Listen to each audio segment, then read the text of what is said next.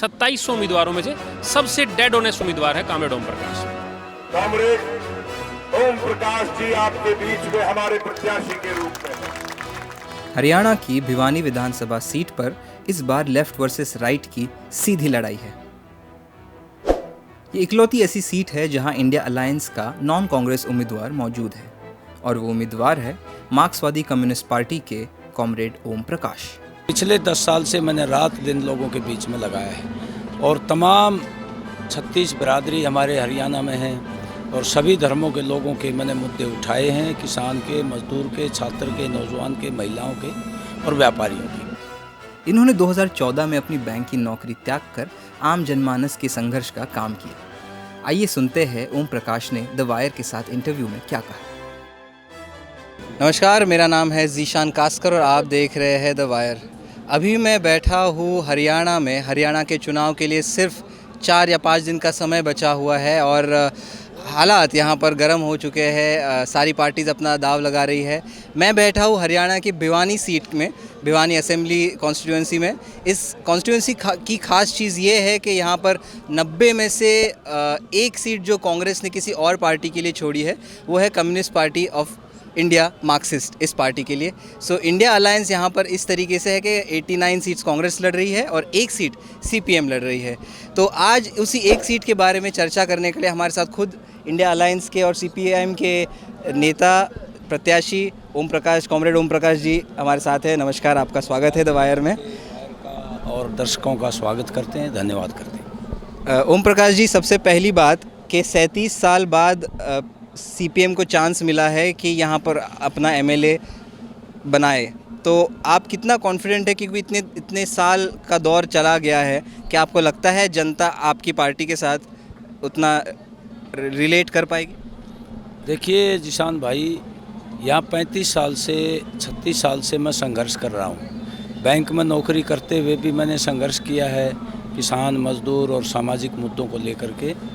और 2014 में मैं 1 लाख रुपए की नौकरी छोड़ के आया था, चीफ मैनेजर था। 6 साल मेरे बचे हुए थे और पिछले 10 साल से मैंने रात दिन लोगों के बीच में लगाया है और तमाम 36 बिरादरी हमारे हरियाणा में हैं और सभी धर्मों के लोगों के मैंने मुद्दे उठाए हैं, किसान के, मजदूर के, छात्र के, नौजवान के, महिलाओं के और व्यापारियों के। और जिस तरह का समर्थन कांग्रेस और कम्युनिस्ट प्रत्याशी को मिल रहा है और सबका प्यार मिल रहा है, सभी जातियों का, सभी धर्मों का, उसके आधार पर मैं आत्मविश्वास कर सकता हूं कि ये इस बार जो है ना कम्युनिस्ट पार्टी मार्क्सवादी की सीट विधानसभा में जाएगी। आपको कॉन्फिडेंस है, लेकिन जैसे कि यहाँ पर हम देखते हैं हरियाणा ऐसा प्रदेश है जहाँ पर अक्सर लोगों को कांग्रेस या बीजेपी, या पिछली बार 2-3 बार से आईएनएलडी या जेजेपी आ रही है, लेकिन यही प्रमुख पार्टियाँ उनको समझ आती है। तो क्या इस निशान से रिलेट कर पा रहे हैं? आपको पहुंचाने में लोगों तक आसानी हो रही है आपका निशान? देखिए कांग्रेस पार्टी जो है वो मुख्य विपक्ष की बड़ी पार्टी है और उसके साथ हमारी पार्टी का गठबंधन है और तमाम कांग्रेसी भाई लगे हुए हैं। निशान भी हम समझा रहे हैं कि यहाँ दराती हथौड़ा और सितारे का निशान है, हाथ का नहीं मिलेगा। और सब जगह जो है ना हमारे कार्यकर्ता हज़ारों की संख्या में लगे हुए हैं और तमाम जनता लगी हुई है।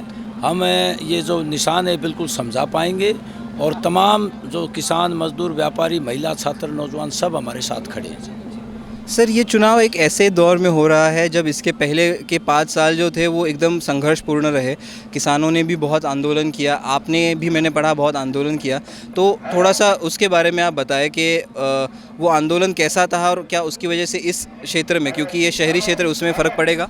देखिए जिशान भाई, हमने जो है किसान आंदोलन में भी भाग लिया और हमारे क्षेत्र का आधा भाग ग्रामीण क्षेत्र है जहाँ किसान मजदूर हैं, वो सब इसमें शामिल थे और उनकी लड़ाई लड़ी गई और व्यापारियों की लड़ाई भी हमने लड़ी। कानून व्यवस्था को लेकर के यहाँ चोरियाँ, डकैतियाँ, फिरौतियाँ जो चली हैं उसके खिलाफ व्यापारियों के बीच में हम लड़े हैं। नागरिक सुविधाओं के लिए भी लड़े हैं, पीने का स्वच्छ पानी मिले, सीवरेज व्यवस्था ठीक हो, गलियों में बरसात का पानी ना रुके और दूसरे जो जुल्म और जाती हुई है हमारे व्यापारियों के साथ, उसके लिए भी हम लड़े हैं। तो व्यापारी, किसान, मजदूर सब संगठित हैं और सभी की ताकत से ये सीट जो है निकलेगी। क्योंकि शहरी है, तो आपने सही कहा कि व्यापारियों के साथ भी आपने वो संबंध बना के रखे हैं। सर, अगला सवाल मेरा ये है कि आपके बारे में जब मैं पढ़ रहा था तो थोड़ा सा मुझे ये पता चला कि 2018 में आपको कस्टडी में पुलिस ने पकड़ा था और उस वक्त भी आपके ऊपर अत्याचार हुआ था। तो आपकी थोड़ा सा संघर्ष के बारे में हमें बताएं, थोड़ा सा आपकी उसमें कहानी भी आपकी जोड़ दे कि क्यों आपने वो निर्णय लिया कि आपकी जो एक अच्छी नौकरी थी बैंक में उसको छोड़ के आप इस संघर्ष वाले फील्ड में आ गए। निशान भाई, ऐसा है कि संघर्ष हमने जो किए हैं और उन संघर्षों की बदौलत हम कई बार जेल में गए। मैं 1988 में यहाँ भिवानी आया था, सिरसा से ट्रांसफ़र हो गया। तब से लगातार किसानों के, मज़दूरों के, व्यापारियों के, कर्मचारियों के संघर्ष में भाग लिया है, नौकरी करते हुए। 98 में किसान मूवमेंट था, यहाँ बहुत बड़ा मंडियाली गांव है एक, यहाँ लुवारू साइड में, वहाँ किसानों पर फायरिंग हो गई थी, 5 किसान मारे गए थे, बिजली कंसेशन के लिए आंदोलन कर रहे थे। उसमें मैं 7 दिन जेल में रहा था। हमने भिवानी बंद का आह्वान किया था उनके पक्ष में। और 2002 में ये लुवारू में कुछ अल्पसंख्यकों के घर जला दिए थे कुछ सांप्रदायिक ताकतों ने, उनके लिए मदद पहुंचाई, उनको 14 लाख रुपए राज्य सरकार से मुहैया करवाए थे। और कर्मचारी आंदोलन में 93 में आंदोलन था, उसमें हम जेल में गए जब। और 2018 में जो रोडवेज की निजीकरण के खिलाफ हड़ताल थी, उसमें 307 मुकदमा दर्ज हुआ और कुछ दिन थाने में भी रहे और जेल में भी गए जब। और ये बीच में जो है कई हमारे खान मजदूरों का आंदोलन हुआ। तो शाम के पास यहाँ रोड़ी और क्रशर की खाने हैं, वहाँ लूट मचा रखी थी, ठेकेदार सिस्टम लागू कर दिया था, 2002 की बात है। उसमें भी मैं जेल में रहा। तो जितने भी आंदोलन भिवानी में रहे हैं, कोई आंदोलन ऐसा नहीं है जहाँ कॉमरेड और कॉमरेड की पार्टी और संगठन खड़े ना हो।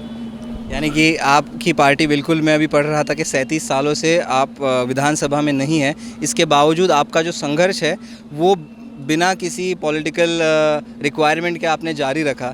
कहीं ना कहीं यही एक निशानी है एक लेफ़्ट लीनिंग पॉलिटिशियन की कि संघर्ष जारी रहता है। सर, लेकिन यहाँ पर जो कॉन्स्टिट्यूंसी है, 3 बार से विधायक रहे हैं और मंत्री भी रहे हैं और उनका नाम भी इलाके में अच्छा खासा है। तो क्या आप कॉन्फिडेंट है कि आप इस बार एक जाइंट किलर बन पाएंगे?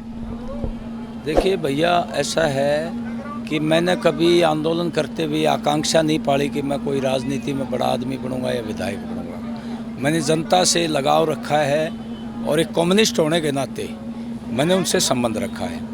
और जनता के बीच में जो लड़ाइयाँ लड़ी हैं, उसी से मेरे को जो है तमाम लोगों का आशीर्वाद मिल रहा है। और 3 बार जो विधायक रहे हैं वो बहुत ताकतवर हैं, उसकी पार्टी भी ताकतवर है, पैसा भी है, मीडिया भी है और सरकार भी उनकी है।